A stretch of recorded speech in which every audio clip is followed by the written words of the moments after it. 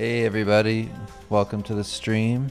Gonna be painting this cat dude for the next hour or so. So welcome, and if you have any questions, just do at Dave Raposa in the chat so I can check it out and I'll answer the best of my ability. Or at Kimberly, and I will read it because I'm here and I can read. That's true, either or.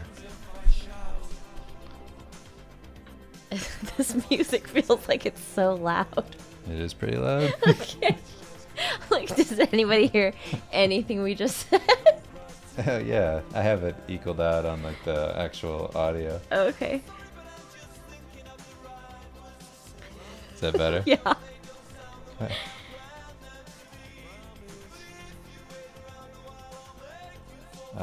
I see the first one here. Well, I'm going to go for the art one first from Cracky. It says, after your 8-hour day of work, I thought that was TH, I can't see. Are you still at 100% capacity to do personal or freelance work? I'm personally drained after doing concepts for 8 hours and tend to do poor work after work.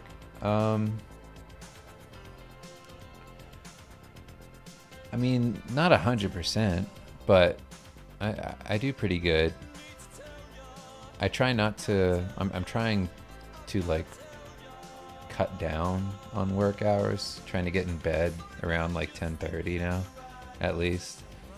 So I'm not really doing that a whole lot recently. But whenever I do it, and I work till like midnight or something, if I absolutely have to. On those days, I'm probably at about like 70% or something. Like I do pretty good. As long as I don't like overeat or something, like eat like breads and things that make me feel like I'm chugging, like just make me slow way down like molasses. Like that's, if I'm feeling pretty good, I had light meals in the day and I've been drinking enough water and I slept enough the night before, then I'm usually around 70%. I know it's hard though for everybody. It's like working on top of working is always a pain in the ass. Hey Dave, if you had unlimited food but could only pick one kind of food, what would you eat? Unlimited food, but I could only pick one kind. Oh, that's easy for me. I think it would be pho. That's what I was gonna say. Just because, I guess it depends. Do I have to choose like a specific like meat selection or something?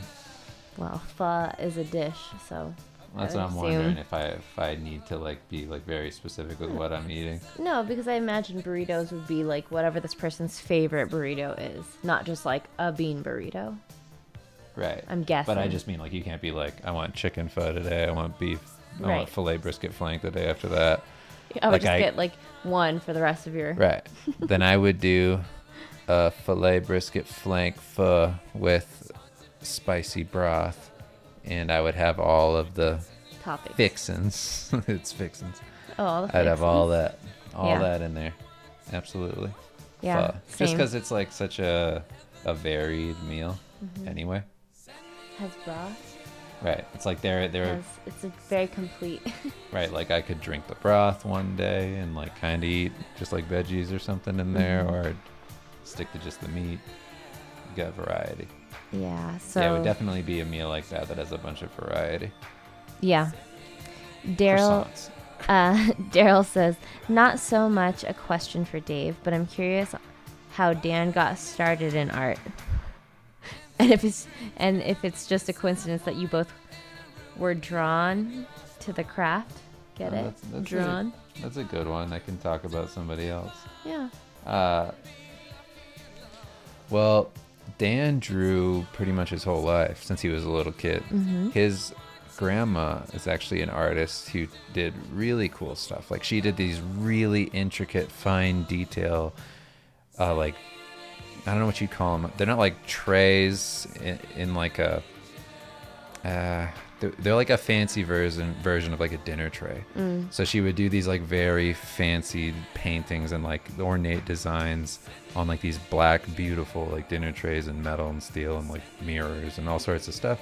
So she was accomplished, and I think Dan, I don't want to speak for him, but I would assume that he had some idea that art was an option as like a thing to do in life. And then he was really into like reading a bunch of like fantasy novels and things as a kid, and then started drawing up a bunch of his own characters for his own stories and things, and spawned like a whole little universe for him to play in for most of his childhood. And when I met him, like all that stuff was all over his little they had like a sunroom in their house where Dan would draw because it had natural light, and like that whole room was full of drawings and markers and stuff. And I remember being very impressed. It's still full of drawings. Like when we went over to his mom's house, it was like all his stuff from when he was a kid. He had like an old Mega Man poster that he drew. What is this? But yeah, like I remember going to Dan's house and thinking like, whoa, he's way further along than me, like in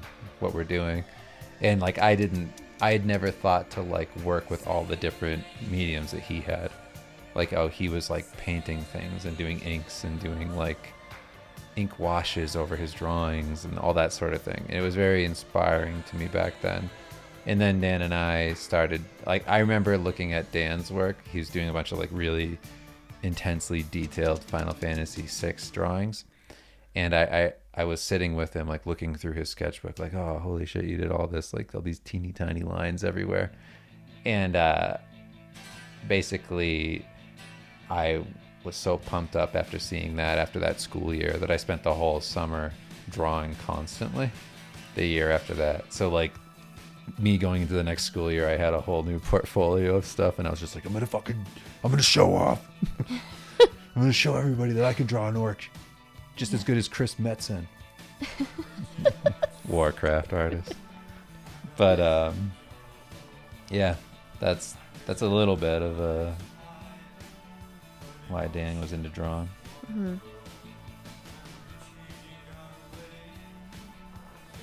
But we've always come up with like story ideas and things together. Like we've talked about that a few times on stream. Dan and I's long comic projects and things we did when we were like 16. It was fun. Maddie wants to know, tits or ass? Ass.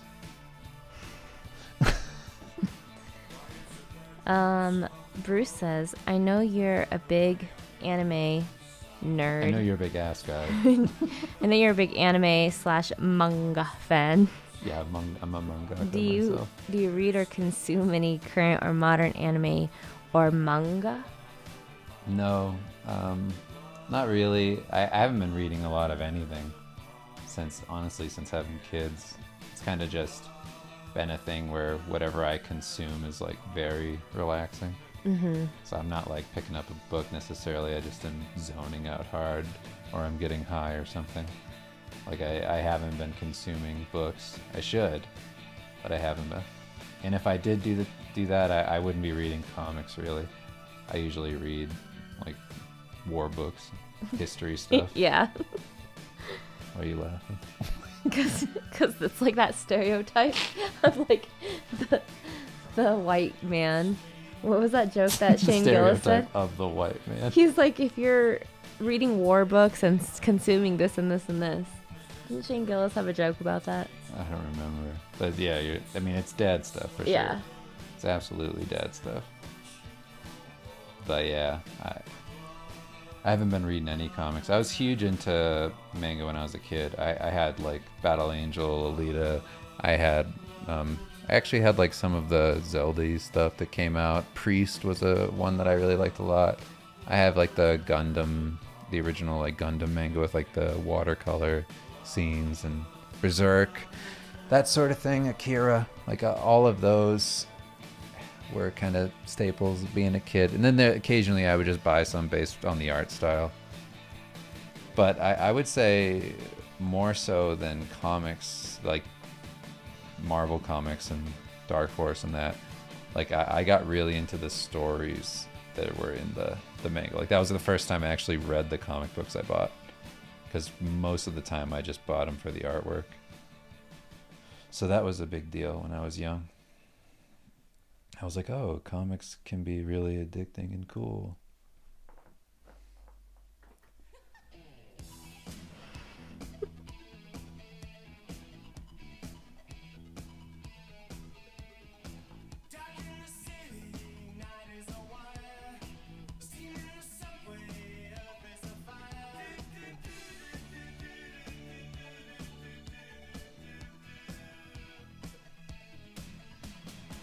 YouTube, if you detect copyrighted music, you're No, wrong. you didn't. This is my original song. If you did, no, you didn't. Yeah, no, you didn't. This is mine. This is my song.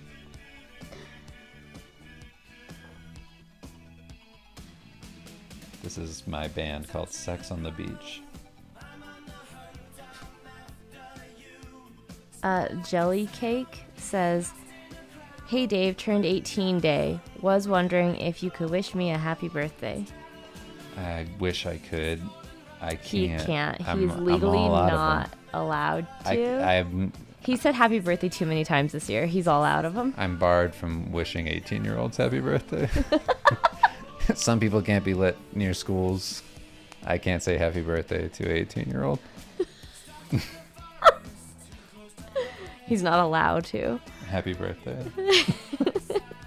You see that? I'm risking my life for you. It's beautiful. What a beautiful gift. Yeah, my innocence.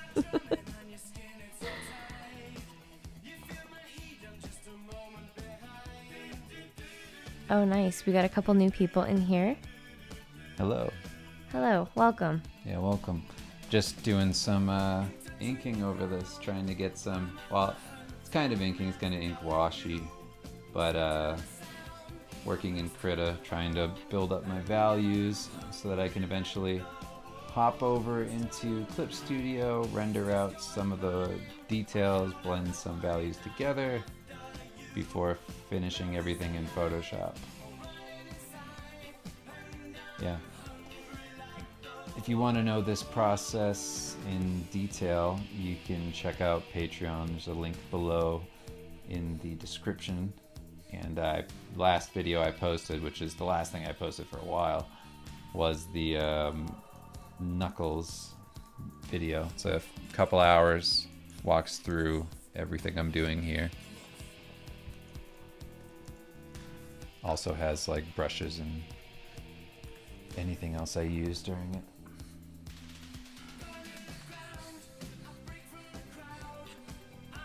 This brush that you see me using is a part of Krita, so I didn't make this, and if you're wondering what this program is, that's what's happening right now. I'm in Krita using the Sketching 2 Chrome Large brush. Riley Spalding says, "Is it difficult to own a car if you live in downtown Boston? From everything I've heard so far, it sounds like a huge pain in the ass to have a car in that city." Absolutely. Just paying for parking, because you have to pay every day. Well, it's there's not, like, right? it's one of those cities where there's almost no place to park anywhere.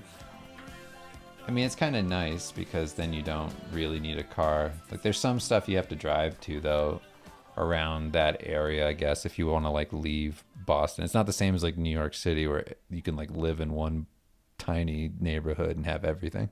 Mm-hmm. So I'll probably just get this. Yeah, so there are some distances you're gonna have to travel. I used to do like those rental car services, the ones where you have like Zip Car. I think that's going out of business now, but like when it was in business, you could just tap your card to a windshield of a car that you wanted to rent and then take it for like errands and stuff. But I would never keep a car in Boston unless you live like in the suburbs or something, or just in like Cambridge or something like that. Yeah. Otherwise, it's just too much. I'd left my car at my parents' house in Carver, Massachusetts, which is way south of Boston. Mm. And yeah, that's where it got destroyed. That's whole story about the kid from the church who smashed up my back windshield with the cinder block. That's what happened then. Also stabbed an iPad with an ice pick. Yeah, he was crazy. So I ended up losing my car.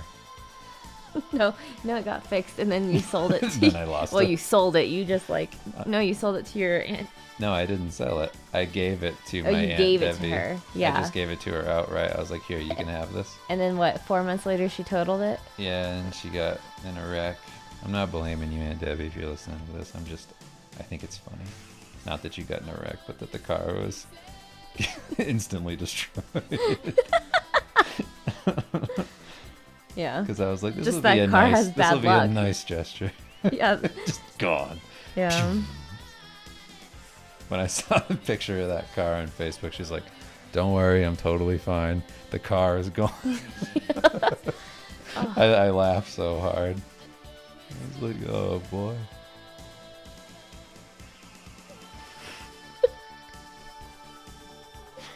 So yeah, don't get a car if you're gonna live in the city. Pick the right neighborhood, and then get one of those hourly rental services if you really want to. Most of the time you can just use public transportation though. Yeah. Theirs is pretty easy.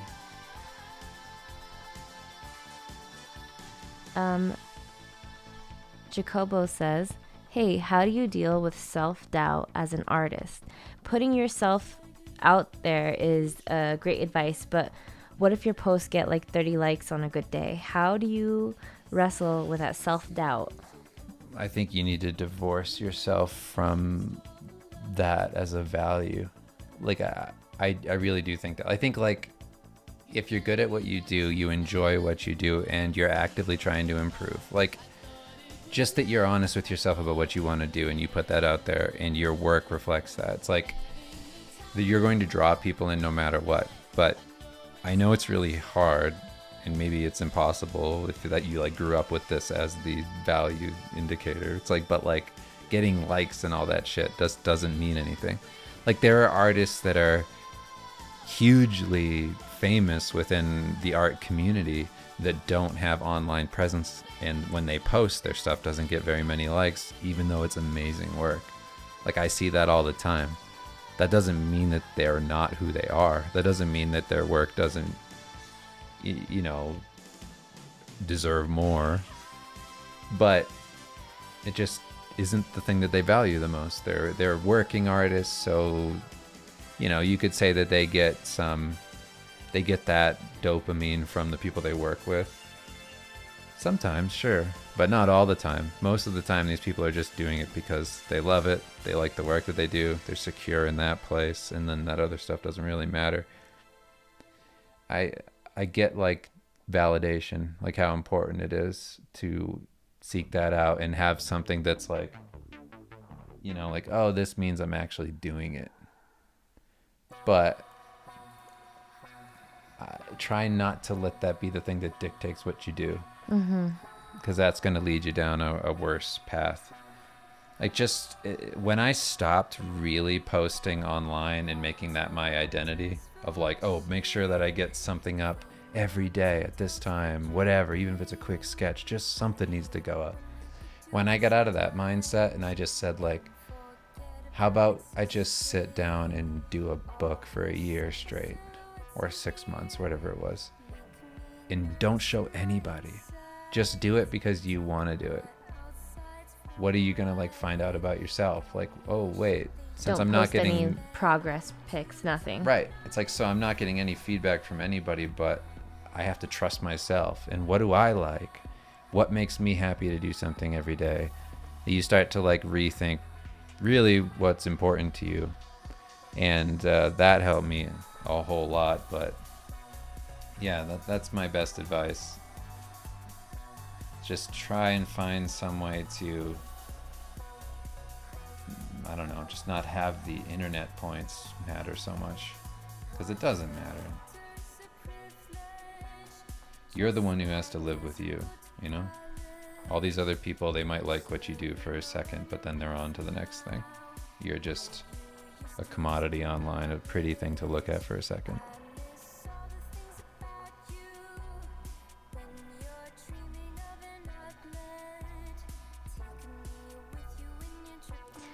Lewis says, Riley Easter says, what's up, fuckers? You drinking booze?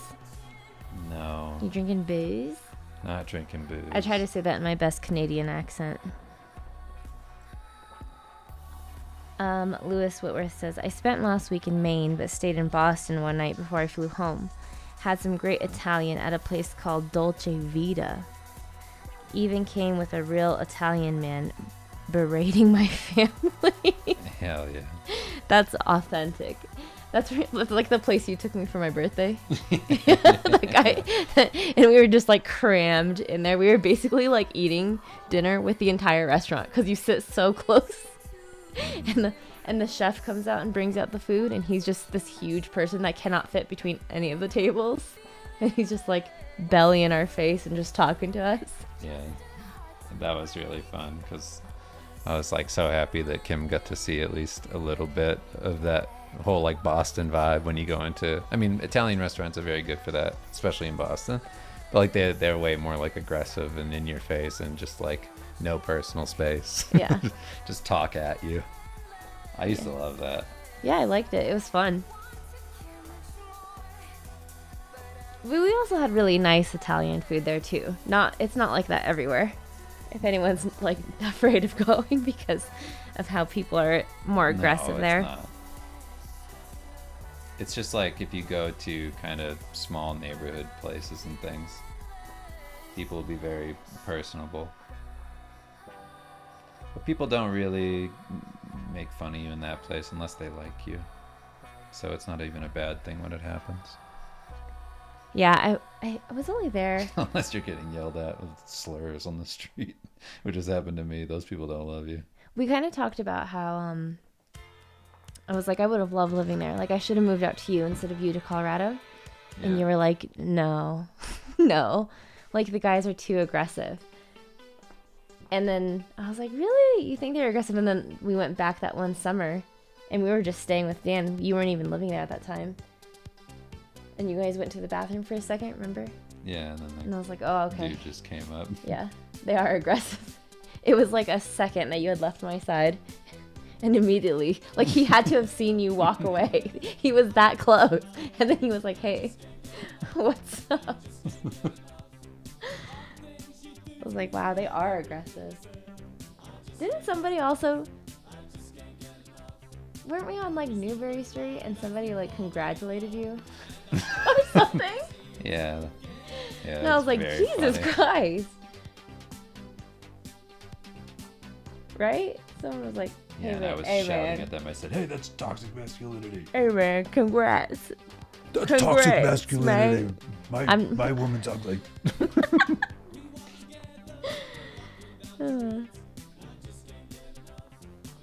When I talk to you on the phone and you're walking Weko at night and it's like downpour rain, you have an umbrella, and I can hear college kids going, pussy, from their like at 2 a.m. Yeah, all you can do to those people is just wave and stuff and laugh with them. Laughing at yourself is a major skill for that area. Yeah.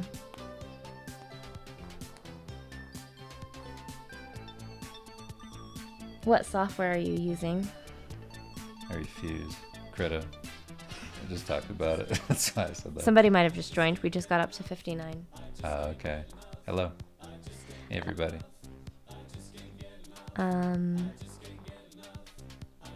Here's a question from Ethan Walker. Hey, boss, how's life? Just good. Just good. It's just good. How's life with you guys? Yeah, everything's going good. Mm-hmm. Can't talk about all the good things yet, but soon. Very soon. Very, very soon. Riley, I think this is an amendment to his first question. Sup, fuckers? You smoke an herb? I took an edible. The music's messing with me a little bit.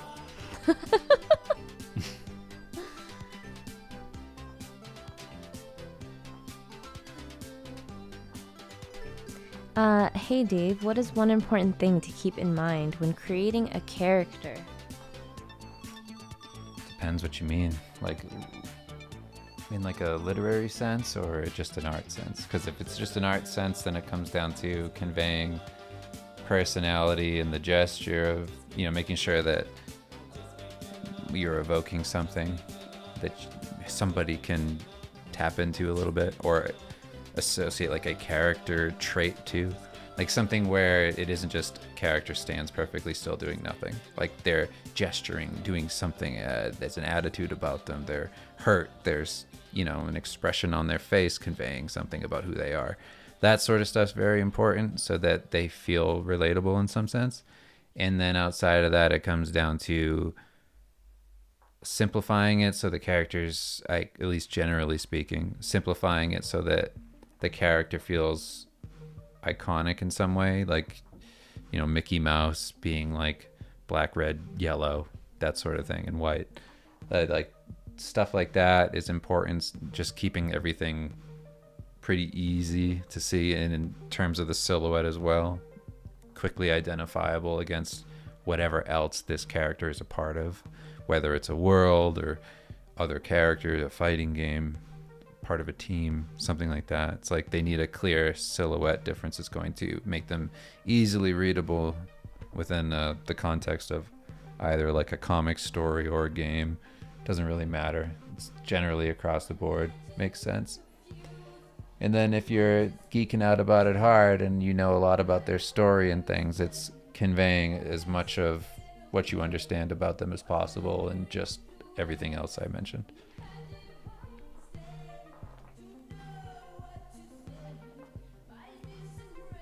Fun fact, I walked down the aisle to this song. Yeah, this exact one. It started here, I think. Right? At the boom. Mm-hmm.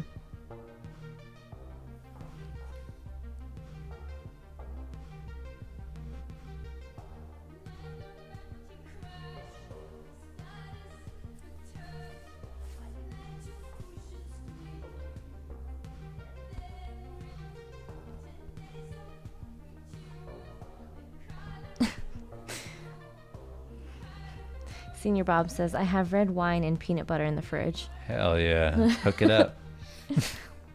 Like a peanut butter jar with a hole in the middle? Get nutty, buddy.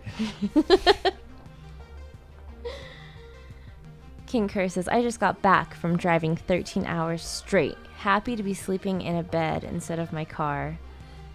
Dang. Wow. Welcome back. Yeah. Good job making it back in one piece. I got one of those types of shoes that's like flat on the bottom. I don't know. Barefoot shoes. I guess they're barefoot shoes, yeah. I got the Vivo ones and went for a walk today in them. I was like, it's not going to be that big a deal.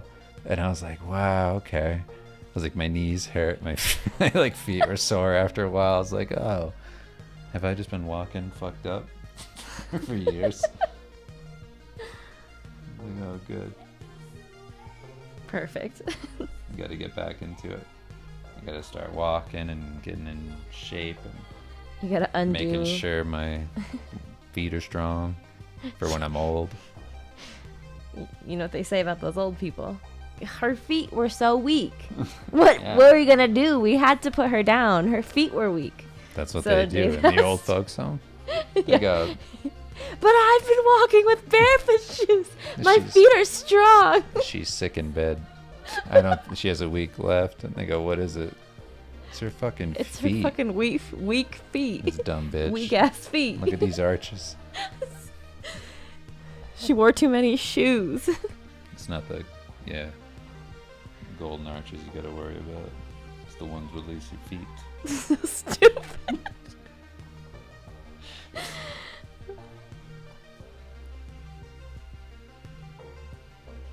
Anyway, trying to be better. I've been doing that thing where I just eat to eat when you just have too much stuff going on and you're anxious. I have to really stop. I'm sure a ton of you know what I'm talking about.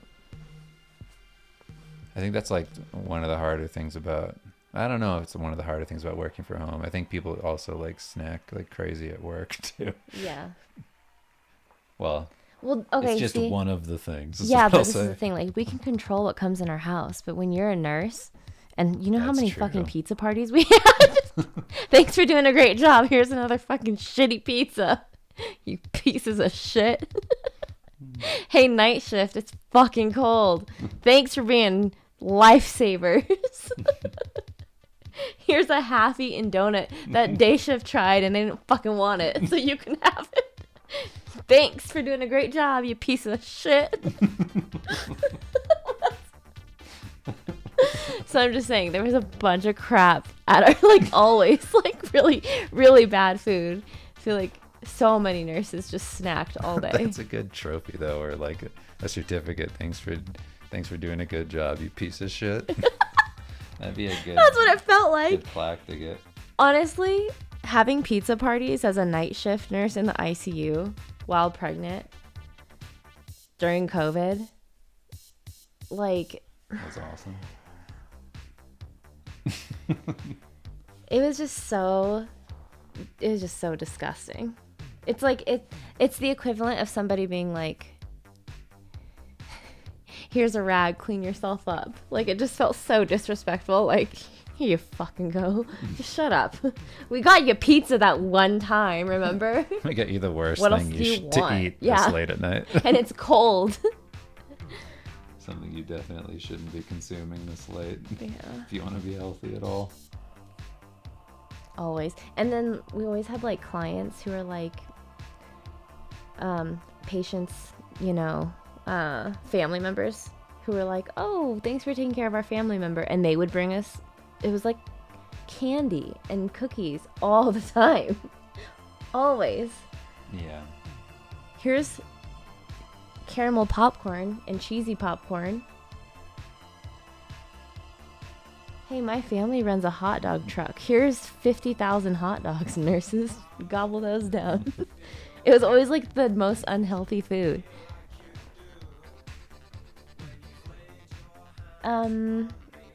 Mooney says, speaking of not being able to talk about projects, how far out do you usually have to wait between finishing a piece for a client and seeing it go live? It depends on the client. Oh, yeah, it really depends, because there's some stuff that I've done that has never Come out. released. Yeah. And then some things come out. Like, if I work on, like, a Marvel cover, it'll come out maybe the next week or within the month. And then same thing with, like... The comic that's been done for how long? Yeah, I The one can't for talk the app? about it. But, yeah, that one. Yeah. Like, that's been done forever, and they just now are like, hey, we might be publishing that soon. Yeah. And it's been like 6 or 7 years, right? Yeah, and then... Hasn't been seen yet. I mean, tons of stuff like that, though. But when it comes to, like, magic cards, that's a whole different timeline. Sometimes that's, like, almost a year away. So something you do a year prior will come out. And then some, like, bigger marketing jobs, you'll be doing it right up until it goes out. And, like, just because you need all the time, because it's, like, such a huge job. So it's really, yeah, it's really about the project, less about some regular relationship you have with all clients.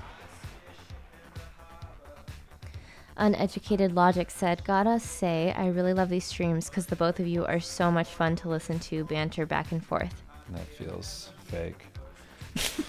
I'm going to take that as pure niceness and say thank you. I think that's a very nice thing to say. It is a very nice thing today, but it sounds facetious. Like, shut the fuck up. it's Why do you always awesome. have a girl? Why do you have a girl on here? Yeah, why do you have a wife? Where's your husband? Yeah. Yeah. Hey, can you just get Dan in here? I don't want to hear some fucking bitch. Yeah, Line. on your menta.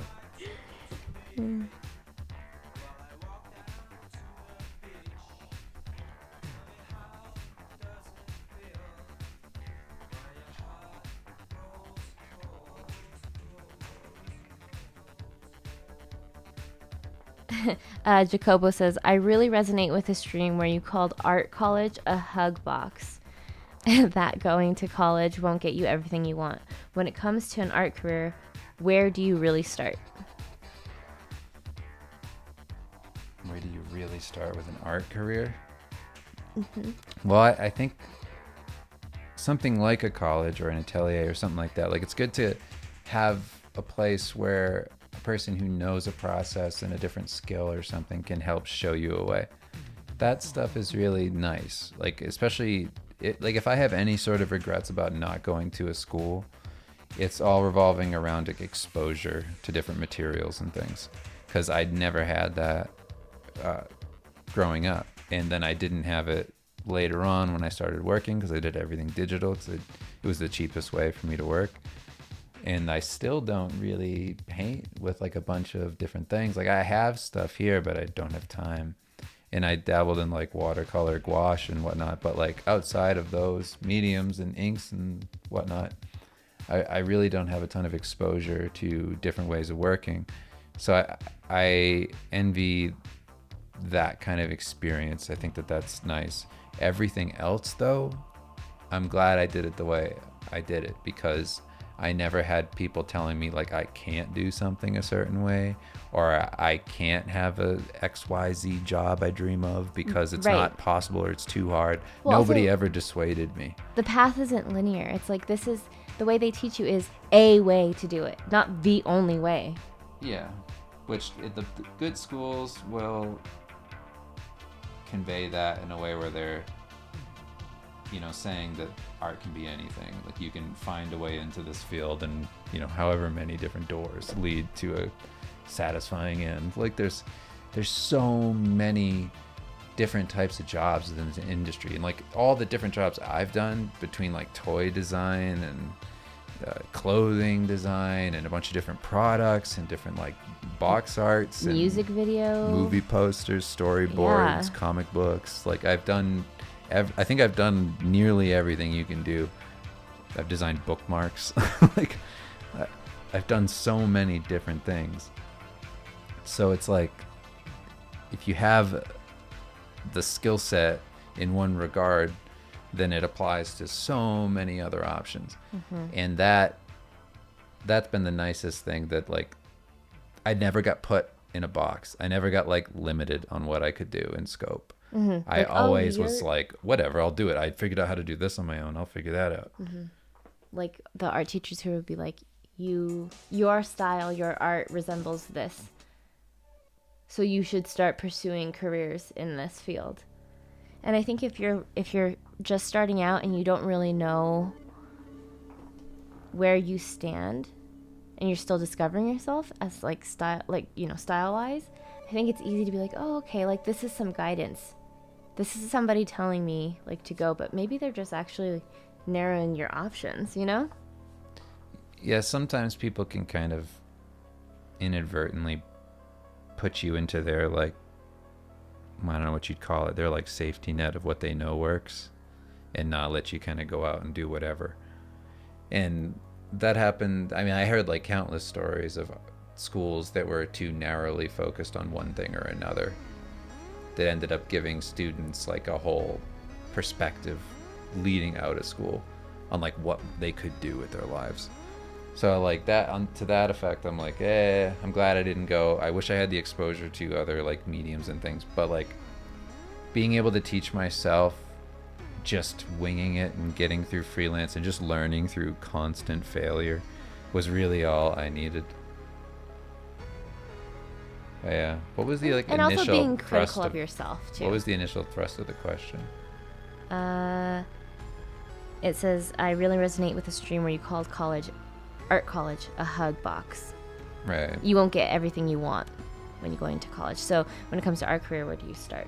Right. So the other side of that I was going to talk about was when you are outside of a classroom, and I've mentioned this a lot, so I'm sorry if I'm repeating myself, but that idea that comparing yourself to just the classroom that you're in can ultimately be a hindrance, because that you might be the best artist even in your school, but that doesn't necessarily mean much in terms of your exposure to the whole world once you leave that school and are an active part of the, you know, workforce. It's like, if you're coming into it thinking like, oh, I'm the best at this thing, it's like, no, you needed to be measuring up against everything else to keep yourself humble, give yourself some broader perspective outside of just what you do in your school and your assignments. And I think online offers that, where you can be in a Discord group or something and be around a bunch of other artists from varying degrees of skill, and then kind of all rise up together with this goal of being like a big artist in a field compared to the people that you're really, you know, attracted to, that you already look at. It's like you look at them, you don't look at them as like some artist on the distant horizon in the future. You look at that as like, oh, that's somebody else just like me. I could do that too. And the internet allows you to reach out to people. You know, like you can just talk to me. Like if I'm somebody who's doing something you want to do, like listen to me talk. Do I sound just like some incredibly intelligent dude? It's like I'm a regular person. It's like over time I've just spent so many hours on my craft that I know more about this. But I know I hopefully know as much as I should know given the 20 years I've been doing it. Like if you don't know what I know after doing it every day for like 20 years, then something's off. You're not really trying. But like, yeah, it's nice because it's like it's an equalizer, the internet is, but it's also it's a high ceiling. That's what's really great about it. That's like the thing I've said a million times about nobody was doing the 900 on a skateboard until Tony Hawk showed everybody you could do it, and then 7-year-olds are doing 900s. It's like you have to know it's possible. Yes. And that's it. And that's like the internet. That's talking to somebody like me and being like, oh, that's a normal dude who took an edible tonight and is drawing a cat praying with a snake. It's like he doesn't know what he's doing. Talking to his bitch ass wife. He's an idiot. Like he's like, what's the thing that separates you from other people doing it? You get to learn all of these things. Ben Neeson Art says, have you guys ever eaten too many milligrams of an edible and had a horrendous time? I once ate 500 milligrams by accident, and it was terrifying. That's not a flex, just my trip to hell. If that were a flex, that would be so funny, because that does sound terrifying. No, we're like 5 and 10, and we're good. Yeah, we don't push it. No, because that's enough to be like, oh, okay, we feel a little silly, we feel a little goofy. We are still parents. Yeah, like we're not gonna be. We can't get blasted. Yeah, we have to. We're like, the way we do it is like this. It's like, did you take your medicine tonight, honey? And like, which one is this one? Is this the 1 milligram? What strength is this one? And we have to get our glasses out to look at the bottle, so we're reading our labels, and then we're taking it. That's how we that's how we partake in that. So there's no chance for an accident unless somebody intentionally was like, hey, here, take this, and we didn't check with them. But nothing like that has happened. Also, this is like, I don't know, we're not even a year in doing this. This is all very new to us this year. I think Dave said this on a previous podcast. If this were our podcast on a previous stream, that if you had discovered edibles sooner, you wouldn't have gotten anything done. Oh yeah, it would have been terrible. Yeah. Like the only way such a nice you can escape. do them now is just disciplined enough to, you know, not do it constantly. Yeah. Not do it constantly. Not take too much. We still go to bed at a reasonable time. We're still up in the morning with our kids. It's like the responsible mom who has a glass of wine after a hard day. That's literally the same thing. We're not taking it to get like ripped. No. That's what we do. We take this, we get ripped, and then we go hit mailboxes. And then we listen to the song. Yeah. I wear my sunglasses.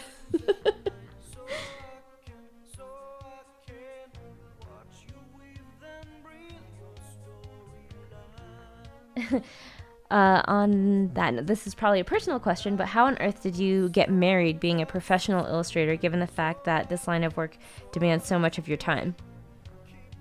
Just the best. I'm really good at planning. I planned a whole wedding in, what did I say the other day? 45 days. Yeah. I planned 2 weddings in 45 days. We had a really small, intimate ceremony where it was just like close family. And then we said our vows. And we wrote 2 sets of vows. But we signed our marriage certificate on our like intimate wedding. And those were the emotional vows. And then we said less personal vows in front of everybody and had a party. But,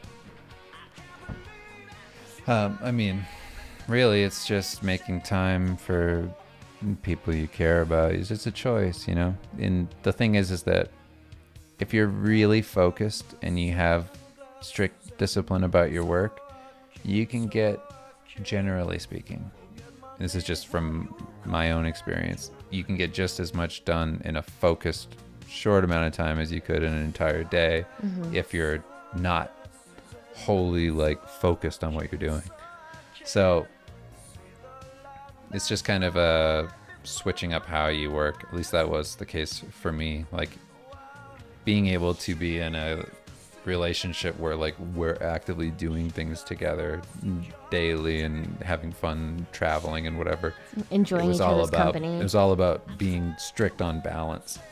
You know, you can't just be like, I reflect on this a lot, which is kind of a nice point, I guess. The whole like workaholism stuff, after a certain point, especially when things start to go good, like at first you think you're like, you can trick yourself into strictly thinking that like I'm doing this to get somewhere fast, which is what I did. I was like, the faster I get this done, the faster, whatever. Like, just, it was all about the goal, and everything was goal oriented, and I was so hyper focused on that. And then when I got to where I wanted to be, that continued.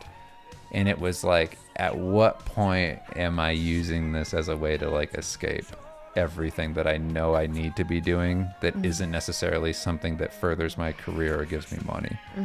It's like, at what point am I just running in a direction because it's comfortable, and I'm worried what'll happen if I deviate from this, because then I'll have to work on myself and like relationships and being a person. So I thought about that a lot. I think this, I mean, not to be like dogging on an ex or whatever, but I feel like you knew that you weren't going to marry this person. You guys didn't want the same things in life. Well, yeah. So previously it was like easier to focus all your time on work, where like when we met and you knew that we wanted to get married, or you knew you wanted to marry me. Well, I wanted to do it right. I wanted to have a true relationship where like we made time for each other and did things together, and it wasn't just like, oh, I'm always working. Yeah, and also I mean, this is the other thing. Like, I spend time in the office with Dave while he's working when I can, too. Like, he's not just... Like, that's how it always has been, you know? Like, if you were working, we were hanging out. You weren't just, like, by yourself all these, like, lonely hours working. I think people assume everybody who, you know, works in this industry or whatever, is a freelancer, is like constantly working.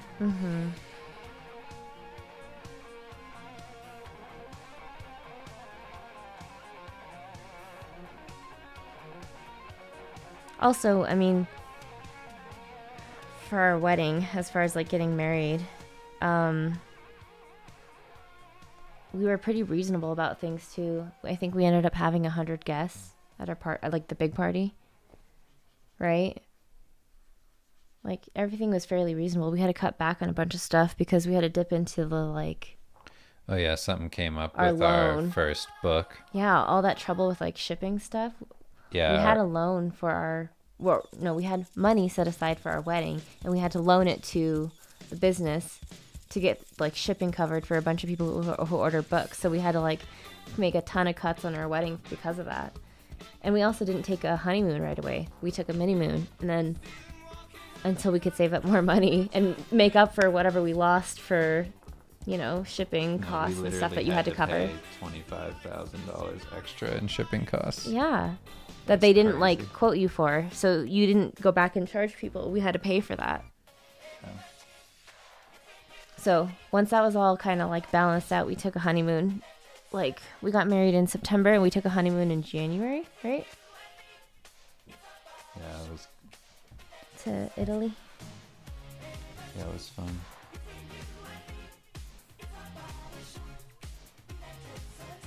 Yeah, if anybody has any questions, feel free to drop them. Are there any parking garages in Boston where you can store your car long term in the city? Yeah, for sure. There's stuff like that. I don't know where, but I know they exist. It's expensive though.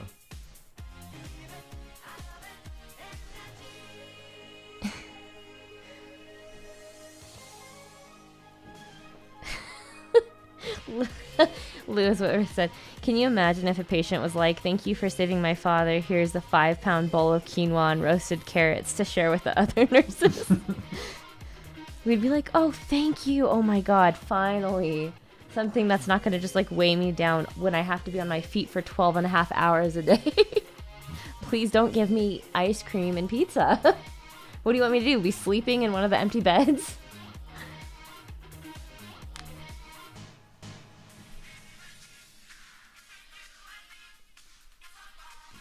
In the case of magic cards, is it because of balancing and stuff before it's released? What? Why it doesn't release right away? I mean, I'm sure there's a number of reasons around it. You know, they're constantly lining things up for the future, so there's not like a hitch in anything that they're doing, and it goes through. But yeah, I think on average I wait about around a year. Like it's around a year before the thing actually is either released or announced. But yeah, it's kind of normal for print. I'm trying to think of other jobs that are similar. I think most of them are publishing related though, because publishing, it just takes a long time to print stuff, ship stuff around the world, all that. So I imagine that's just a huge chunk of it as well. Diego says, "You. This is for Dave. You know when you are a good artist, but you're not great. At that point, what can you recommend to do in order to become great? How did you break through that wall?" Well, you know you're a good artist, but you're not great. Mm-hmm. How do you become great? Mm-hmm.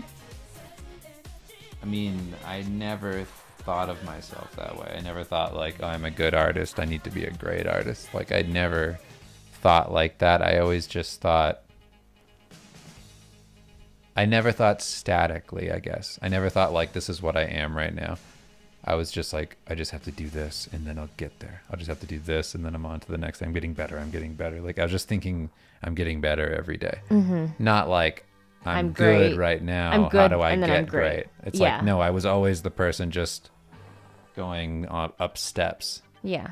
So I think it's like, I don't know. You're ebbing and flowing. Just like a growth mindset about what you're doing and not so much of like, what am I? It's like, I don't even think about like who I am in comparison to everybody else. I just think, am I getting better at just what I want to get better at? Am I doing better? Like that sort of thing is kind of where my mind's at. Who's this character? This is a made-up character, right? Yeah, I don't know. I'm just winging it. This is just, I was trying to think of something fun to do for the stream, and then I just did this. Any tips on ergonomics for avoiding carpal tunnel? Stretching and taking regular breaks is really the easiest thing. I mean, you can just do regular exercises outside of work so that the only thing you're doing isn't just those wrist motions and eating and stuff, you know, just so that you're doing more than this, wiggling your wrist back and forth or using your elbow, do some strength training. And also not holding your utensil, whether it's like a, you know. Oh, that's actually a huge thing with this. You can't hold it too tight. If you soften up the pressure on your tablet and you get used to that, that'll save your wrist. Yeah. Because I used to work with my tablet settings on like firm because I liked the control it gave me. but it was fucking up my wrist over time. So I switched up to just a much softer pressure sensitivity, and I just made myself get used to that. And so I'm varying my pressure with lighter and lighter brush strokes with my hand, and that way I'm not like holding the pen super tight or pushing down. Do you have an accurate estimation of how long it would take to get career level when you started your art journey? It probably took me probably like 2 to 3 years to start working like consistently. Up until that point, I was getting like little tiny jobs here and there for like nothing. People just paying me through PayPal. But I would say to get to a professional place, it probably took me like 5 years where I was like doing good. Where things were like, I was like more working regular. For Wizards of the Coast. I was starting to get Magic cards, like starting to have regular clients. Yeah. Not just like one-off. Draw this kangaroo. Yeah. Ben Neeson said, "My tolerance is so low now. I don't get more than 5 milligrams. The time I had too much, it was from a coworker's homemade chocolate. That's terrifying. Can you imagine just being like, oh, this is good, and then just like, yeah, by the way, that was 500 milligrams. What? EJ Fudd says the band Arsis has a metal cover of Sunglasses at Night. That ain't bad. I think I know what you're talking about.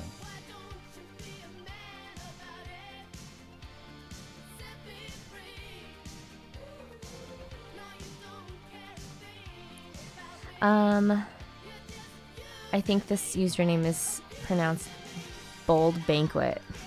Dave, I've always had this worry that I'm not making progress for someone my age. I turn 17 next month, but I want to be as good as Ruan Jia. Yeah. How can I reach this level?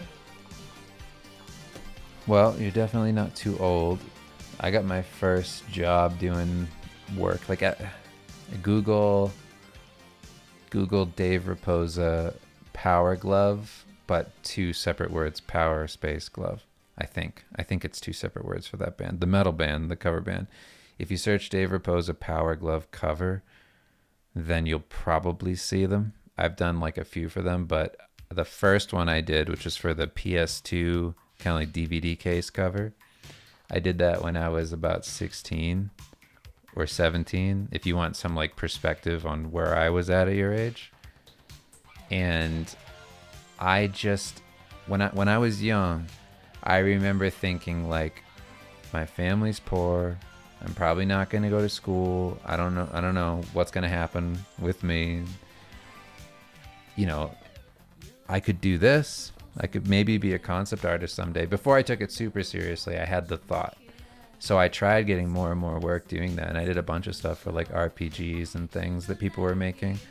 Like look at, one of the things we've talked about is like early access games from Steam, or just like lower budget games that, those studios that put those out. It's like maybe reach out to places like that just to get your foot in the door, working on things, to build up your skills, working in a team and whatever, and just like having some motivation and the carrot on the stick, just something to pull you forward.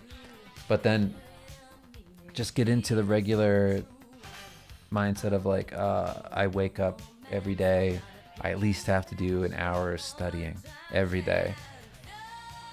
If you know who Miles Johnston is, Miles Johnston does kind of surrealist realism artwork, and I knew him when I was, I think, 17, 18 or something like that.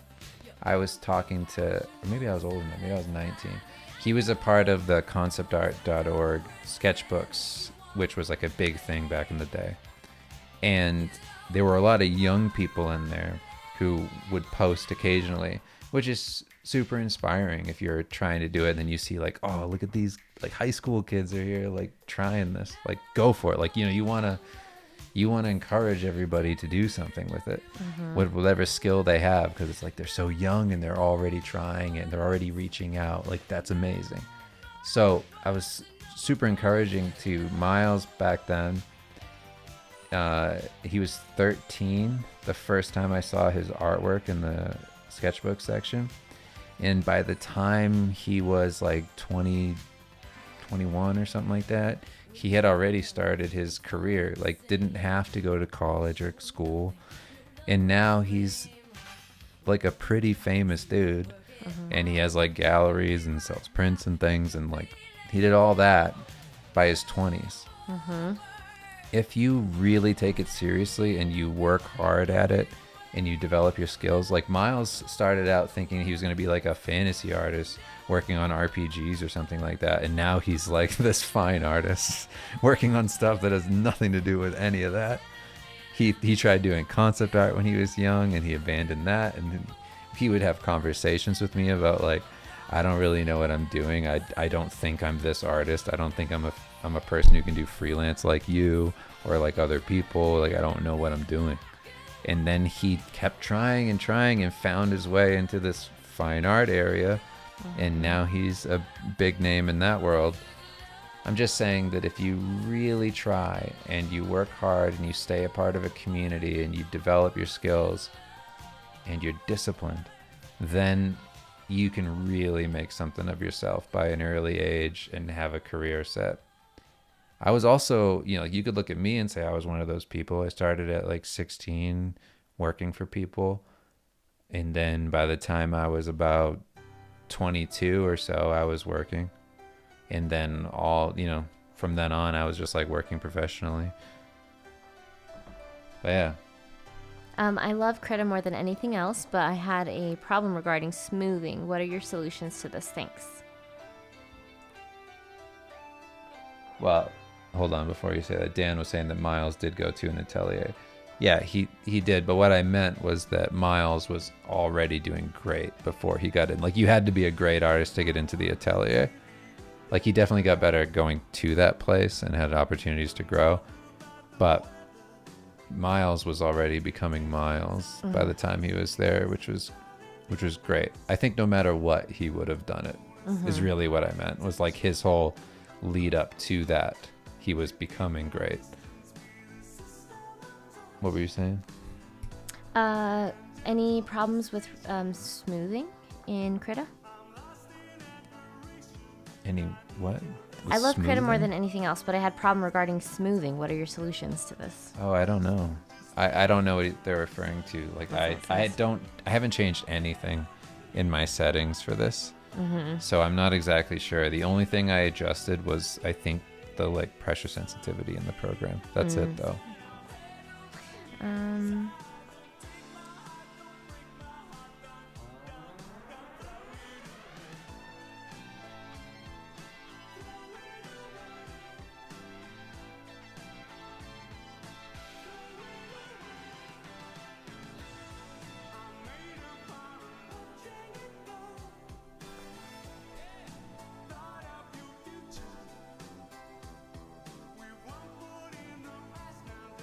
Work-life balance has always been an issue. I guess there's this fear that once you stop drawing, working, you somehow get worse as an artist. I mean, I get that. Like, if you don't use it, you lose it. You kind of have to keep practicing, but... What are they saying? That, like, it's hard to worried? Balance work-life stuff. Like... Well, it's like not working, an all or nothing. Right, like, they want to stay working so they don't lose it. So they're not balancing it with, like, life stuff. So work 8 hours. Wake up early, work 8 hours, and then have your life. Everybody does that. Like, everybody who has a full-time job does that. Like, an artist isn't special in that regard. Like, you can still do other things. It is a use it or lose it thing, though. Like, art is definitely a skill where if you're not doing it consistently, you'll get worse. Yeah, so you just have to figure out what that means. Like, how little or how much can you focus on that skill before you lose it, right? Or how little can you get away with without losing it and still put in, like, the work? And then that's where you start to find that balance of, like, okay, if I can at least, study for an hour, if I can at least draw for 4 hours, or maybe I only need 3, or maybe I only need 2, so that I'm still using that muscle, but not like committing 8 hours. The problem is that if you want to make a career out of art, there definitely is a period in your life where you're going to the gym constantly and working out and trying to be it's like your whole life. Mm-hmm. I mean, but that's the same thing with anybody who does anything and gets to a high level. Like, I can't think of us, it wasn't like, like if you watch like Mike Tyson or something like that, he was also just as good at bowling as he was boxing or something, Mm-hmm. They're good at one thing to an good extreme. At darts. Yeah, he was good at darts. but you know what I mean? It's like, they're not a jack of all trades. It's like they're focused. Right. And it's very hard to master any one thing, let alone many things. Mm-hmm. But I mean, balance is important. Here's another real life example. Being a mom. Like, trying to be a parent and a wife and balance everything, and also teach my kids how to be good humans, but also make sure that our house is clean and we have clean clothes and groceries and dinner, and and also trying to make my kids not have too much screen time, but also having me time, because self-love, it's just overwhelming if you try to add too many facets to it. If you want to master something, you really have to just focus on that one thing.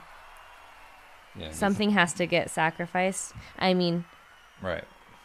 Like, you can't more be, often you than can't not. Be like a, there like are those anomalies. Even to that extent, it's like you can't be like an amazing parent who's also all about themselves. Yeah. It's like you're giving up so much. You have to be a little bit selfless. And if you want to be like a professional at a thing, it is a very huge part of like your world. Mm-hmm. And whenever I give that advice, I always feel like I'm lying a little bit, because I'm like, it's not true that you can have your cake and eat it too. In a lot of cases, it's like, can you have a professional career and then also be everything to everybody? And it's like, I don't know. I think there's at least a chunk of time where you're very much in the hole, working constantly, finding your way to, like what the teenager just said. It's like, I want to be like Ruan Gia. It's like, you have this goal that seems so far away. It's like, God, it's real hard to balance your life and then achieve that too in your lifetime. Mm-hmm. It does take a huge sacrifice. So it's just depending on what you're comfortable doing, if that's that important to you or not. Some people are happy, not doing that. There's people who just design Happy Meal toys. It's like, there's people who have graphic design jobs where it's not their every waking moment. Mm-hmm. Not a lot of people are just like solely focused on becoming this like icon person or something. Mm-hmm. Like Ifrit. Yeah. Do you have any advice for someone trying to be an EMT? I guess it depends on what the end goal is. Is it to become a paramedic? Is it just to be an EMT? Or is it to get into nursing school? It depends. But I think you just take like a semester of college or something, courses, maybe 2 semesters, and then you can become an EMT. I can't remember. I went to nursing school with some EMTs.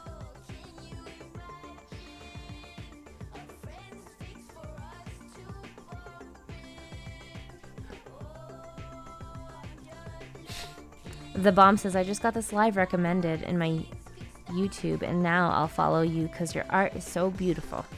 Yeah, it's very nice. Dan said, drive with one person, then you can't use the carpal tunnel. And then he said, hi, kill me.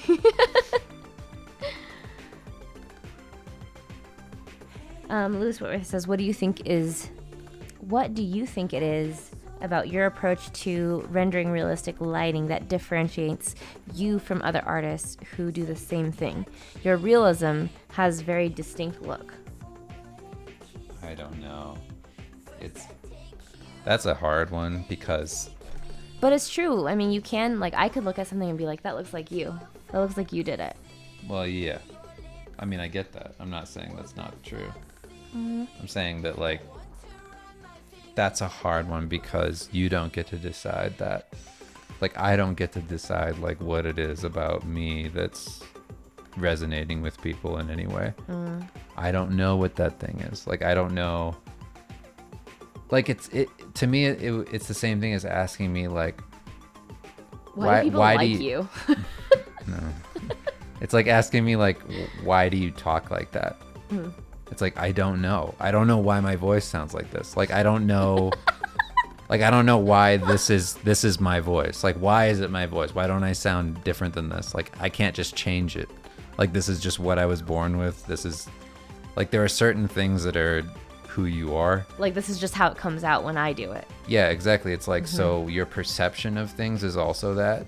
And, like, it's just a combination probably of, like, things I liked that I've seen before, just other artwork. I don't know. And then it's how I interpret everything and then put it out. So I think a lot of those things are just outside of your control and, like, unanswerable, at least for me. Like, I can only tell you, like, what I studied. Like, I studied very intense light, I guess, like high contrast light, close lighting, dramatic lighting, lots of, like, angled, unrealistic lighting and stuff. But everything is now, like, being interpreted through your lens, right? Whenever you put it down. Yeah, this is just like what I like. And I don't even know what I'm doing that's different, you know?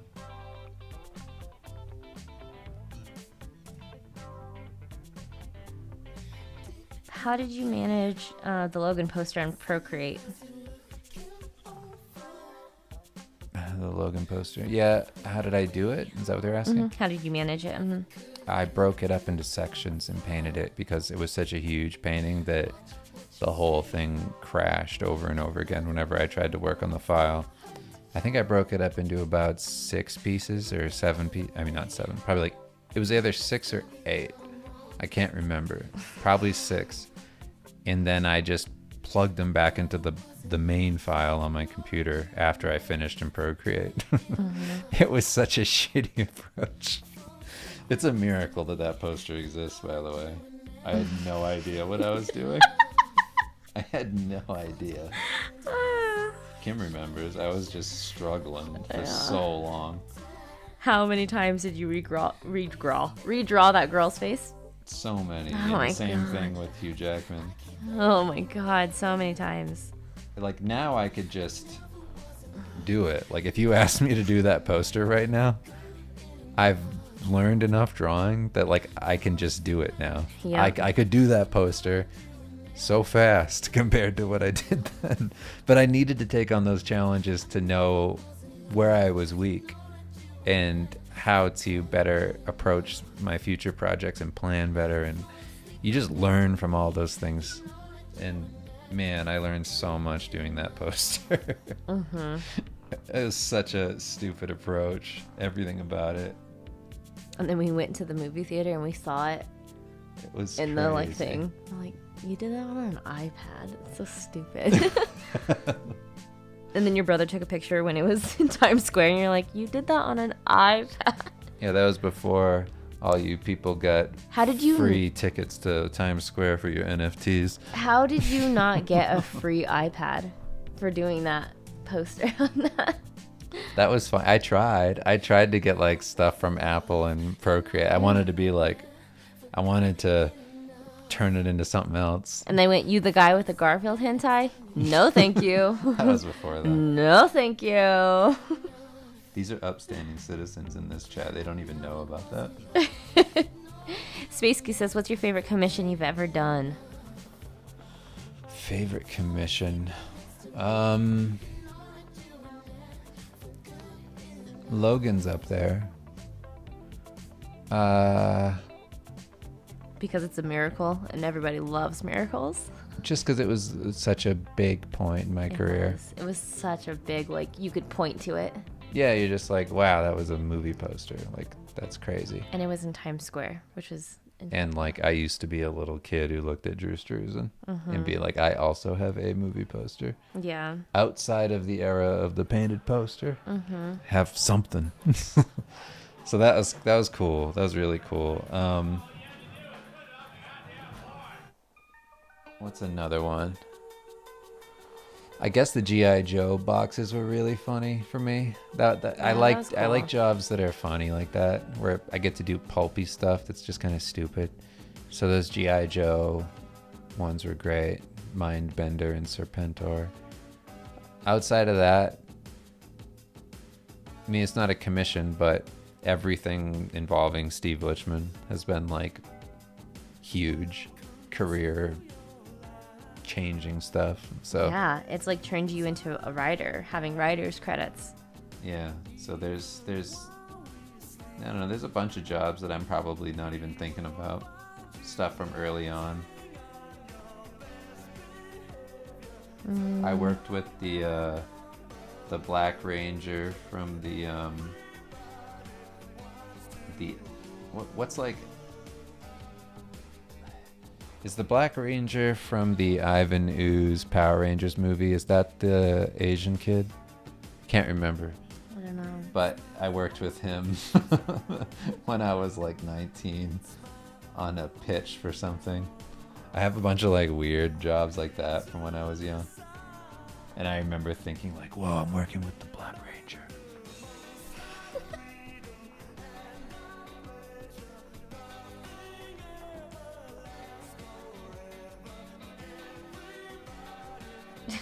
Dan says, I think a lot of Dave's lighting style came from him watching tons of 80s monster movies and Japanese Sentai stuff where the costume didn't look great, so they had to get creative in hiding it. It makes things iconic and pop. That's true. I definitely always lean towards the like hidden in shadow stuff and dynamic lighting from those movies. Lots of moody stuff, for sure. Lighting now and things is pretty bad. Michael says, have you ever had to mimic another artist's style on a project you were brought on to? Oh, absolutely. I used to get that all the time when I started out. That's a common thing you get asked when you're starting, is like, can you be like this person? This known person. Yeah, that happened all the time. It sucked because you're just like, God damn it, I can't wait till people just want to hire me. And not like, hey, are you low budget this guy? I'm like, I guess I am this week.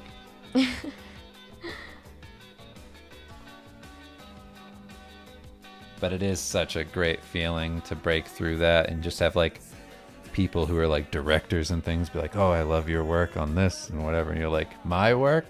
Me? Like, not because I look like somebody else or I remind you of something. Like, right. It's not just because I did Ninja Turtles fan art and you like Ninja Turtles. Yeah. Like, you like my stuff, like Starvale and shit. Like, hey. Was the Berserk one a commission?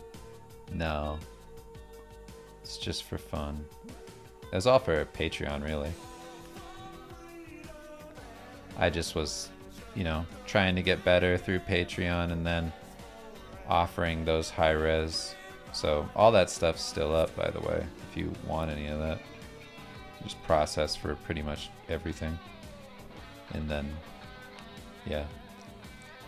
Rock Brox says, how much do you charge for an artwork commission? How can I commission you? I don't have a set rate. It depends on what you're doing. But I'm not taking on anything for a long time. I'm finishing up a series of jobs, which I'm super excited about. And then going on vacation for September, like 3 weeks. Yeah. What was the inspiration for Garfield Hentai, Steve Lichman, and Slam Dunk? I mean, they all have different inspiration points, but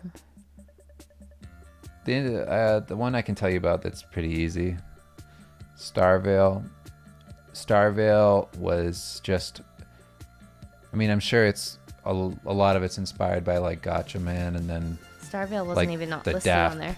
the Daft Punk music video, like One More Time, and then just the feeling of like a lost comic, like that you're just finding in like a dusty bin somewhere that's like ancient, and the colors are kind of faded.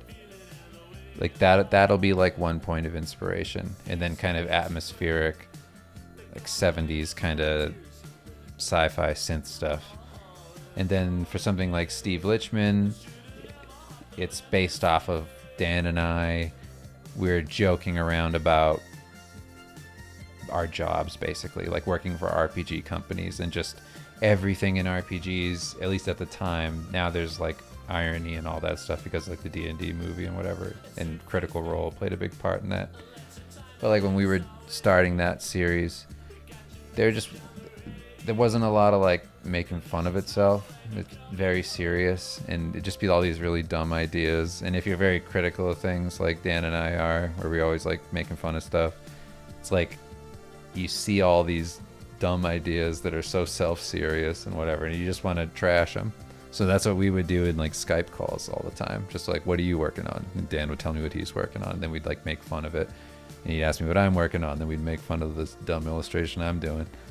And the idea is that like, you know, I'm painting this wizard who's just like lonely in his room, sitting there like poring over a book, and you just kind of like, well, what else does this guy do? Like, is this the only thing he does, is sit in this room and be like this sack of shit who reads books all day, and his whole life is about waiting for a hero to come in and then he can cast a spell on him. It's like, it's just corny, whatever. So it became like just a running gag, and we eventually did something with a lich, because again, the idea that all these monsters were just waiting for somebody to come and murder them was funny to us. Mm-hmm. And like, what do they do when they're not just fodder for a hero collecting rings things?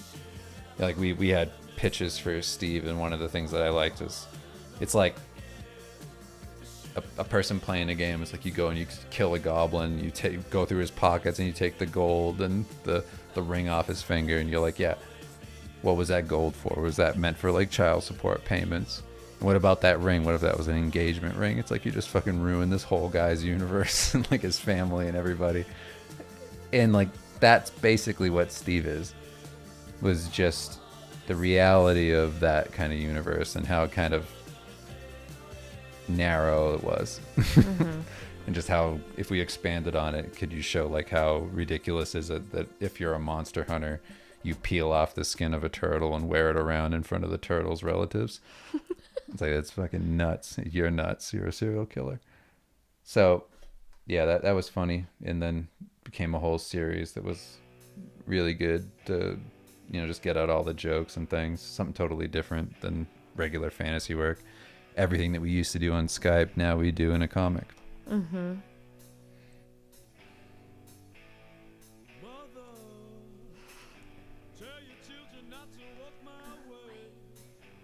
Cracky says, have you ever been asked to work so fast doing concepts that your concepts turned out to be mediocre and you got scolded for it by your team or AD? Happens to me a lot at the moment. No. I've never been in a situation like that. I feel like people are super demanding for like, I don't know what you'd call it, like a whole tier of work is like that. And then just getting like a little bit out of that bubble or doing something else, it's like, oh, right, not everybody's like that. Everybody was way more critical of me early on when I was a freelancer working on like album covers and stuff. Like, that was the only time people were shitty to me. Mm-hmm. Was just people who were too precious with the work. But I mean, I'm very honest about what I can do in my time. So if something's not possible, I won't just take it. Like, if somebody just says you're doing this in this amount of time, even if I need the money, I'll say I can't. Like, I couldn't possibly give you what I know I can, given that timeline. I just couldn't, and you wouldn't like it. So it's like we could either figure a different way of going, or we could give me less work or something. But, to ask for what you're asking for is unreasonable and is going to give you bad results. Mm-hmm. It's like, so being realistic and upfront with somebody is pretty important.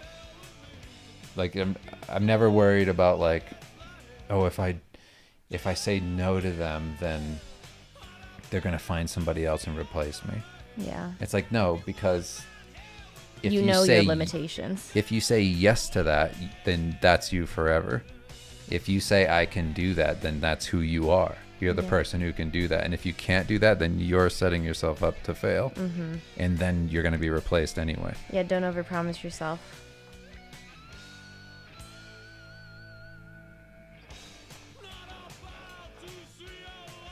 Especially if it's going to get you in trouble. Yeah.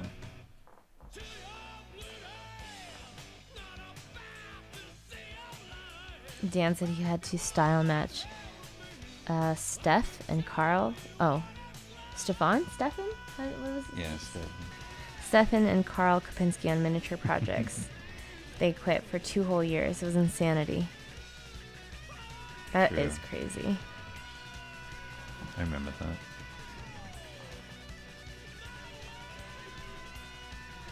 that. Darkstorm has said that he had a dream about you last night. Well, keep it to yourself, Darkstorm.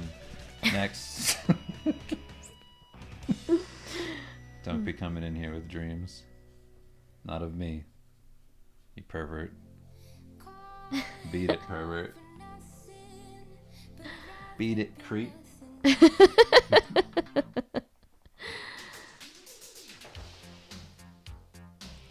Oh, that's cool. Platypusaurus says, I just read volume 1 yesterday. It was awesome. Loved when Kiefer got thrown into the mix.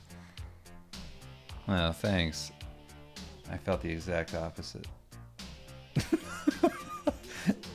Just like Dan and I didn't, we're happy with it. I'm being facetious. Mm-hmm. But when we did it, we were, that was our first book ever. And we were just kind of like, oh, this needs like a real arc. Like this book needs an arc.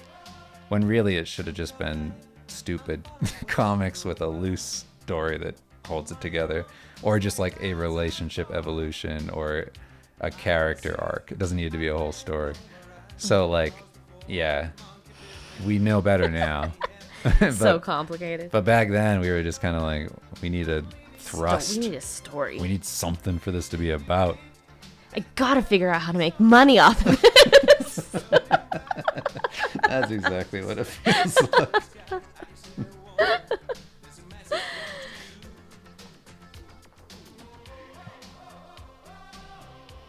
Yeah. But thanks for reading it. Listening to Mother by Danzig and starting fights with my girlfriend's dad. Hell yeah. Do it. Tear him to pieces.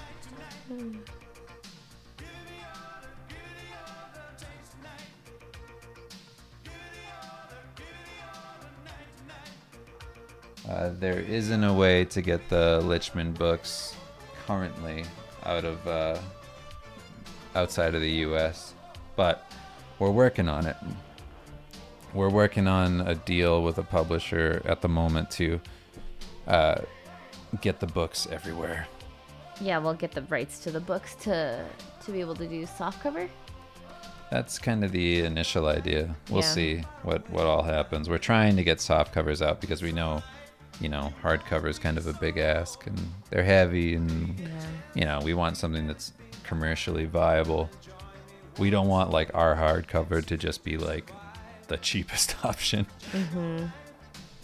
We're able to charge so little for our books because there's only 2 of us in the distribution channel. But outside of that, we don't need to put any money in anybody's pockets. Mm-hmm. The more people you involve, more expensive it's going to inevitably be. Yeah. Especially when it's a publisher who's used to how much books should cost.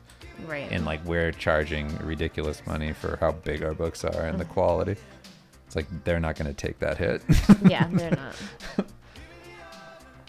Definitely not.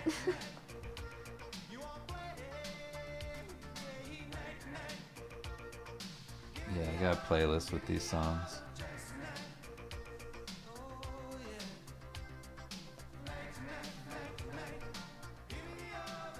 Do you have any thoughts on artists who rely on Adderall or other drugs to grind their progress? Do I have thoughts on it? Yeah. I don't know. I don't think you're qualified to have thoughts on that. Yeah, I've never taken drugs to get better at art. Yeah. It just, even saying it out loud sounds so lame. Like, what am I doing? What am I trying to do? Speed run, having a good time? Like, my life has to be somewhat enjoyable. It can't be all about maximizing my speed. Yeah. Like, it's very funny to think like every minute has to be utilized to the best, if it's like possible, you know, jeweled essence. Like, what can I do with this precious time? And it's like, yeah, if you do that all the time, then your days are gonna fly by. And that whole thing of like time dilation, like how time moves differently depending on what you do. Mm-hmm. It's like if all you do is prioritize your speed, you're just gonna be an old man in like 2 seconds. Mm-hmm. Or just, you know, looking back and being like, well, what did I do? I mean, some people genuinely need medication to be able to focus and be productive in a day. They might get distracted too easily, but yeah, well, there's legitimate not really like things you can do. But I figured they were talking about like the way college kids take Adderall. Yeah, like, probably just like popping it. Yeah. Study for a test. Yeah.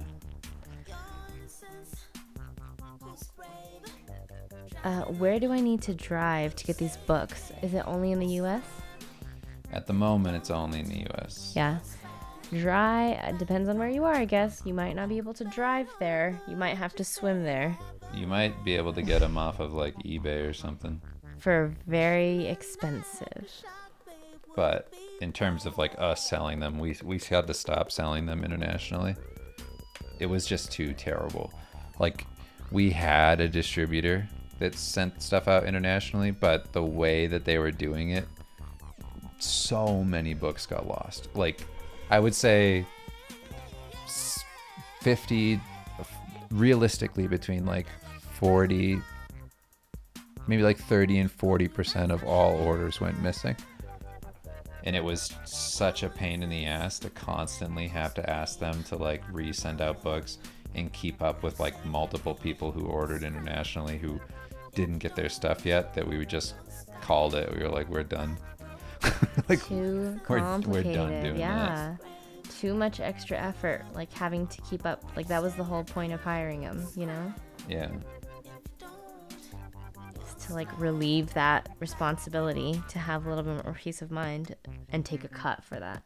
Mm-hmm.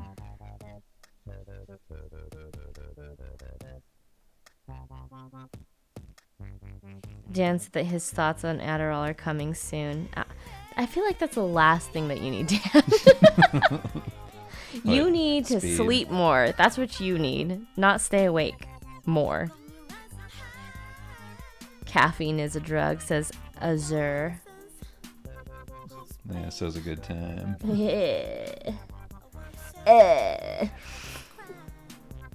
You don't even have to see me to know what I just did. God's not real, too. Oh. And caffeine's a drug. Oh, checkmate. I think we're on the same wavelength. Why did Dan say, just come to my house? Because he has the books there. Oh. I didn't know who he was talking to. Like, who, the chat, Dan?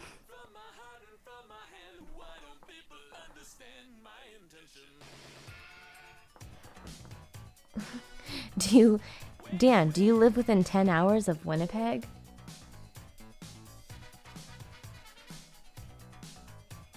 I actually don't know the answer to that.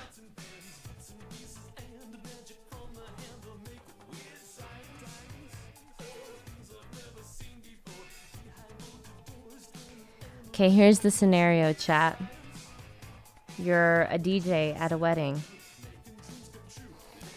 And on the requested playlist you have to be specific about what kind of wedding it is. Okay, I'll get there. On the playlist, before you get to the wedding, you review it and you're like, okay, I have all these songs, whatever, I can do all of these. And one of them is a song by David Bowie called China girl. Yeah, it's called China Girl. You're like, weird request. Okay, you get to the wedding. 60% of the guests are Asian. You are not Asian, the DJ. Do you play it because the bride and groom requested it, or do you start it and then stop it because you're afraid that everyone's going to be looking at you like you made a choice? Or do you just not play it at all? Answer that. Answer.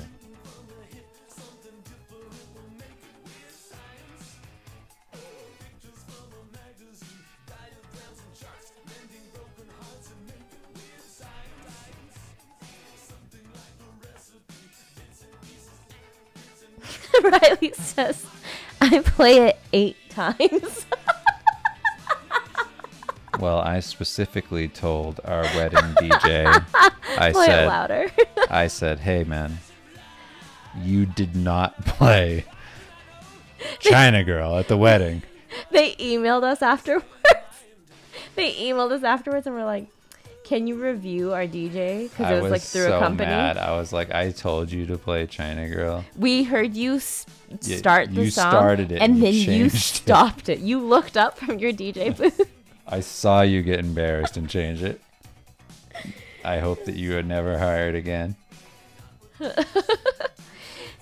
I mean, it's not like it was a request, like a live request. It was like here's a playlist of songs that we like. You're playing these. Yeah, and play these songs exactly. Because it was like an option of like, play these songs exactly. Play songs like these. Yeah, or like, you choose. It was like a whole thing that we had to like fill out like a survey as far as like our taste in music. We're like, play these songs exactly. I'd be so embarrassed to play it, especially without my rice hat, says Riley. We went to Dragon Boat Festival, and there were so many people who were non-Asians wearing rice hats. I mean, anybody could wear them now. Yeah, I never felt so a part of a community. They're not called rice hats; they're called conical hats. Can we stop being so racist, Riley? Isn't your girlfriend Asian? That's insane. That's so racist.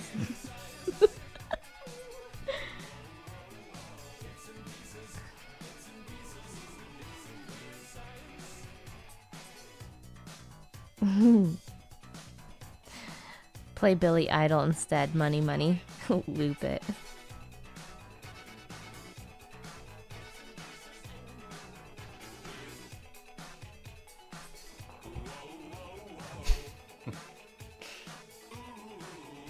Eyes without a face. A lot of people say that they'd play it, and then a lot of people are like, I'd skip it because I'm a coward. Play it and give finger guns and winks to anybody who gives you a weird look. And just flip them off. No, play it and bow to them. Really like lean in. Or when they look at you with a weird look, go, fuck you. Fuck you. Yeah. Do the thing where you cover your middle finger so that only they can see it. Yeah. And just mouth fuck you as clearly as you can. That's what I would like the DJ to do.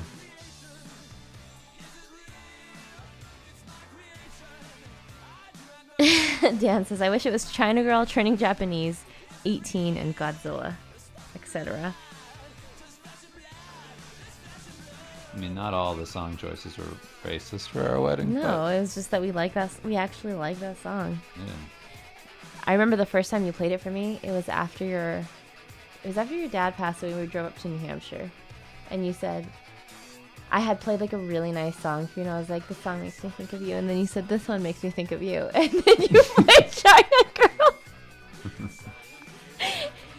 And I remember we were driving in the countryside, and I saw those like half stone walls as like the fences. And I was like, huh, interesting. I think I might want to marry him.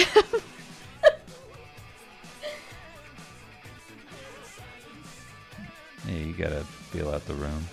Mm-hmm. Can you recommend any strategies to boost your social media following?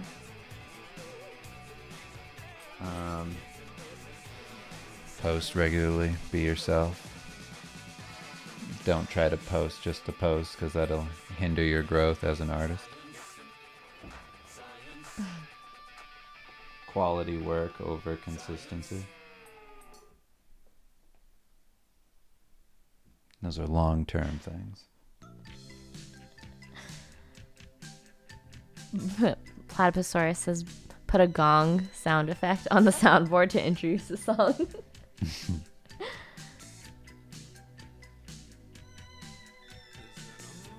Hey, this isn't... Let's come up with all the Asian stuff we can come up with. All right? Hey. The Riz that Dave Raposa has. He looked me in my eyes and was like, thank you for being here through the death of my father. I just want to play this song that makes me think of you every time I hear it. And then we hear China Girl come on. And we lock eyes. And a tear rolls down my cheek. Mm-hmm. And I said, really? Do you really mean it? And he said, yeah, babe. Yeah, babe. You're the prettiest girl in school.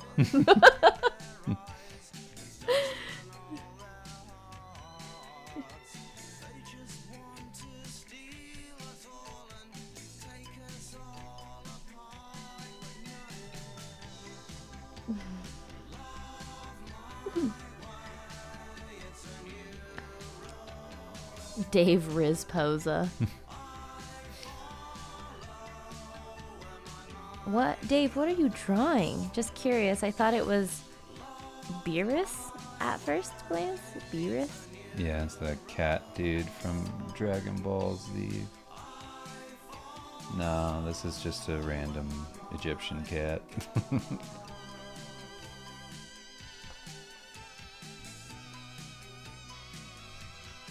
Some hairless cat.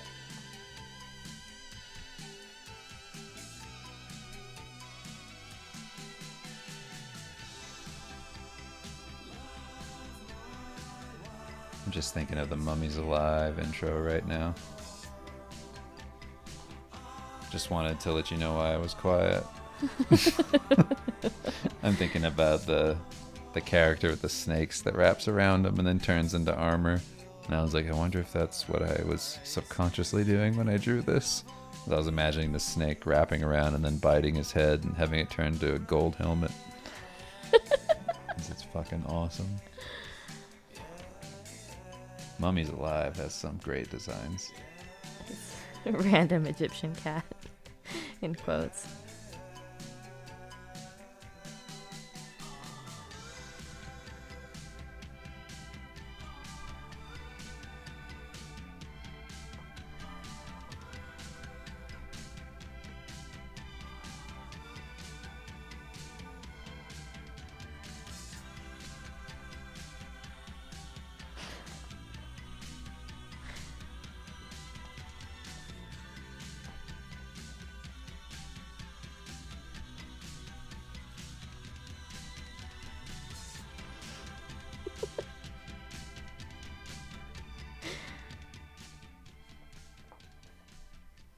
I'm laughing because someone had said something about like I would bring my own gong, I would bow, like they said everything, and then someone else said, it's alright, it's getting a little old. And that person said, I actually was typing at the beginning, but I kept messing up. I like A for effort for still committing to typing the whole thing out, even 10 minutes after the joke was done. I applaud that. I like the dedication.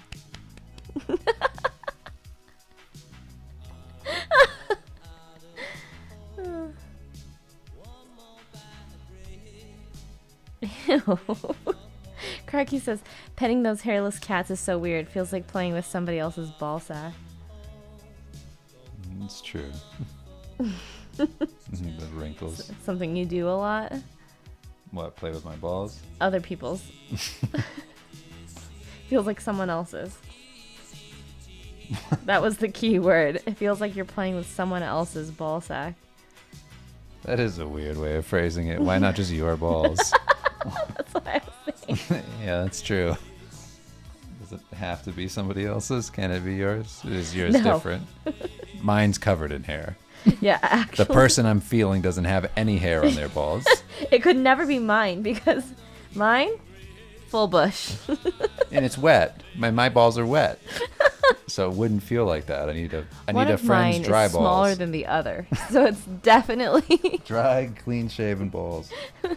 it's just someone else's. I don't know. Mine stink.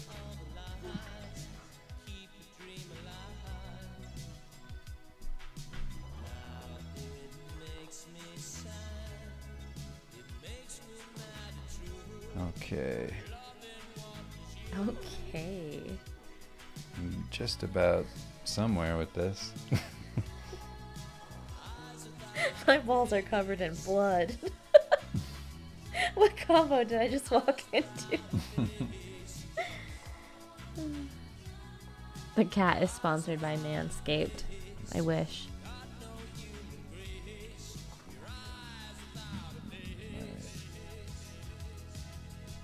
So now, let's just prepare this for the next step. Just gonna lighten up this color. And then over top this layer, we're gonna do another whole render, building up values, going into the darker shadows, and then kind of working over to pure black, bit by bit.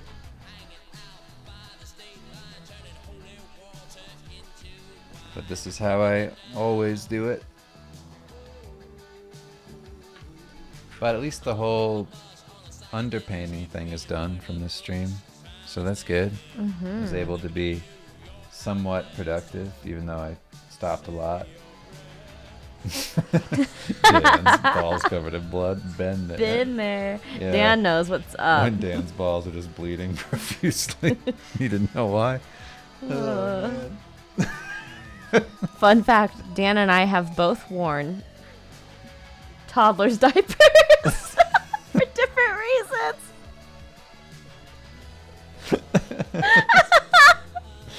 That's true. That's very true. That's a good cliffhanger. Thanks everybody for coming to the stream tonight. I hope that you enjoyed it. I appreciate you all asking questions. If you want further insight into this process, you can check the Patreon link below. The first post on there is one that covers this in 2-part video. We'll be coming right back to this drawing next week, next Thursday, same time. So please feel free to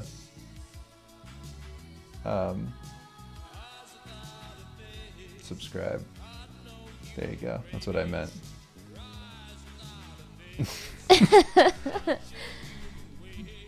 All right. Good Do you night. want to let them know about the diaper? Oh, me? No, it's cliffhanger. Diaper gang. Diaper gang. All right. Diaper gang. It's coming. Diaper gang. It's very funny. Okay.